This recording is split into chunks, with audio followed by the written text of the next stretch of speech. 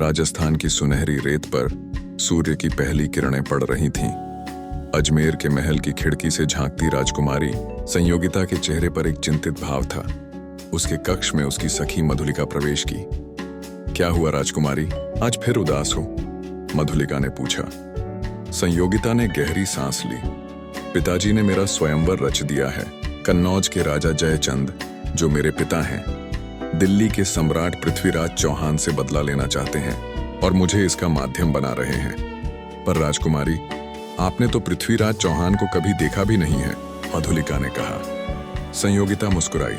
देखा नहीं, पर उनके पराक्रम की कहानियां सुन सुनकर मैं उनकी वीरता पर मोहित हो चुकी हूं। लोग कहते हैं कि उनकी आंखों में साहस और हृदय में दया का अद्भुत संगम है। महीनों बीत गए। जयचंद के विशाल दरबार में स्वयंवर की तैयारियां जोरों पर थीं। सभी पड़ोसी राज्यों के राजाओं और राजकुमारों को आमंत्रित किया गया था, सिवाय एक के। पृथ्वीराज चौहान जयचंद ने अपने दरबार के द्वार पर पृथ्वीराज की एक मूर्ति स्थापित करवाई थी, जो द्वारपाल के रूप में खड़ी थी। यह अपमान का प्रतीक था, एक संदेश कि पृथ्वीराज उनके लिए केवल एक चौकीदार के समान है। संयोगिता अपने कक्ष में बैठी थी। उसके मन में एक योजना कौंध रही थी। उसने अपने विश्वस्त दूत को बुलाया और कहा, दिल्ली जाओ और पृथ्वीराज को मेरा यह संदेश दो।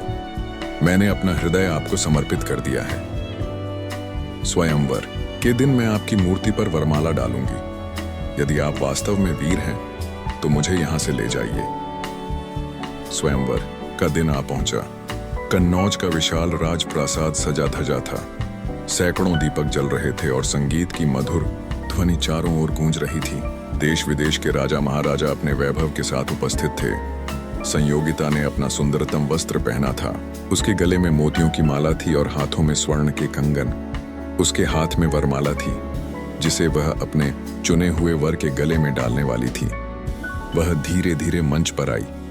सभी राजकुमार उसकी ओर देख रहे थे, उम्मीद में कि वह उन्हें चुनेगी। जयचंद गर्व से भरा बैठा था। सोच रहा था कि उसकी बेटी किसी शक्तिशाली राजकुमार को चुनेगी और उसका राज्य और भी मजबूत होगा। संयोगिता ने एक एक करके सभी राजकुमारों को देखा, पर किसी पर भी वरमाला नहीं डाली। फिर वह मंच से उतरी और सीधे द्वार की ओर चल पड़ी, जहां पृथ्वीराज की मूर्ति खड़ी थी। जैसे ही संयोगिता मूर्ति के पास पहुंची, सभी दरबारी हैरान रह गए। जयचंद क्रोध से लाल हो गया। संयोगिता, यह क्या पागलपन है, उसने चिल्लाकर कहा। पर संयोगिता ने उसकी बात अनसुनी कर दी। उसने मूर्ति पर वरमाला डाली और अचानक मूर्ति हिली। यह मूर्ति नहीं, स्वयं पृथ्वीराज चौहान थे, जो द्वारपाल के वेश में खड़े थे। दरबार में हड़कंप मच गया। जयचंद ने अपने सैनिकों को आदेश दिया, उन्हें पकड़ो। पृथ्वीराज ने संयोगिता का हाथ पकड़ा और अपने घोड़े की ओर दौड़ पड़े। बाहर पृथ्वीराज के वीर योद्धा तैयार खड़े थे। चंद मिनटों में पृथ्वीराज और संयोगिता दोनों घोड़े पर सवार होकर कन्नौज से बाहर निकल गए। जयचंद की सेना ने उनका पीछा किया। घनघोर युद्ध हुआ। पृथ्वीराज के योद्धा अपने राजा और नवविवाहिता रानी को सुरक्षित निकालने के लिए अपनी जान पर खेल रहे थे। संयोगिता, जो अब तक केवल महलों में रही थी, पहली बार युद्ध का दृश्य देख रही थी। वह डरी हुई थी, पर पृथ्वीराज की वीरता देखकर उसके मन में गर्व भी था। एक क्षण ऐसा आया जब जयचंद के सैनिकों ने उन्हें घेर लिया। पृथ्वीराज ने संयोगिता से कहा, भय मत करो, जब तक मैं जीवित हूं तुम्हें कोई हानि नहीं पहुंचा सकता। फिर उन्होंने अपनी तलवार निकाली और शत्रुओं पर टूट पड़े। उनकी तलवार बिजली की तरह चमक रही थी और हर वार में एक शत्रु धराशायी हो रहा था। अंततः पृथ्वीराज अपनी सेना के साथ जयचंद की सेना को पराजित करने में सफल रहे। वे संयोगिता के साथ दिल्ली की ओर बढ़ चले। रास्ते में संयोगिता ने पृथ्वीराज से पूछा, आपने इतना बड़ा जोखिम क्यों उठाया? आप तो मुझे कभी मिले भी नहीं थे। पृथ्वीराज मुस्कुराए, मैंने तुम्हारी वीरता और साहस के बारे में सुना था। जब तुम्हारा संदेश मिला तो मुझे लगा कि तुम वह साथी हो जिसकी मुझे तलाश थी। और फिर क्या प्रेम में थोड़ा जोखिम नहीं होना चाहिए? संयोगिता ने मुस्कुराते हुए कहा। और अब हम एक नए भविष्य का निर्माण करेंगे। एक ऐसा राज्य जहां प्रेम और साहस की कदर हो, जहां लोग बिना भय के जी सकें। जब वे दिल्ली पहुंचे तो पूरा नगर उनके स्वागत के लिए सज चुका था। लोग अपने प्रिय राजा और नई रानी का जयघोष कर रहे थे।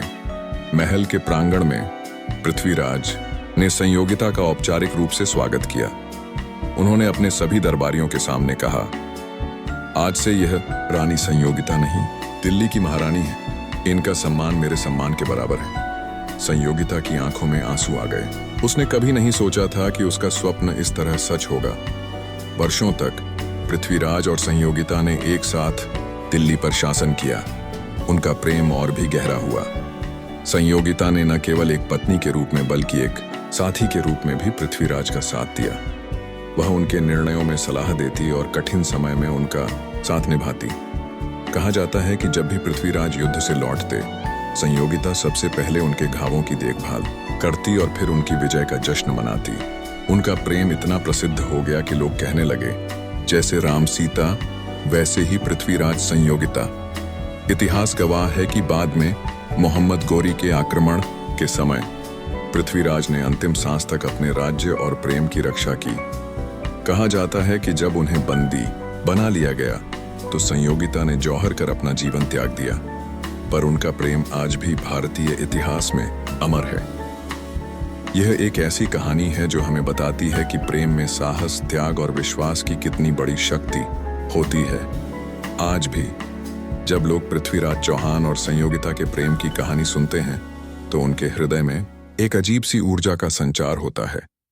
प्रेम की शक्ति में विश्वास की, साहस की और जीवन में कुछ पाने के लिए कुछ दांव पर लगाने की। पृथ्वीराज चौहान और संयोगिता की यह प्रेम कहानी न केवल एक ऐतिहासिक घटना है बल्कि एक प्रेरणा भी है, जो हमें सिखाती है कि सच्चे प्रेम के लिए समाज की परवाह किए बिना अपनी आवाज उठानी चाहिए और अपने सपनों के लिए साहस से लड़ना चाहिए।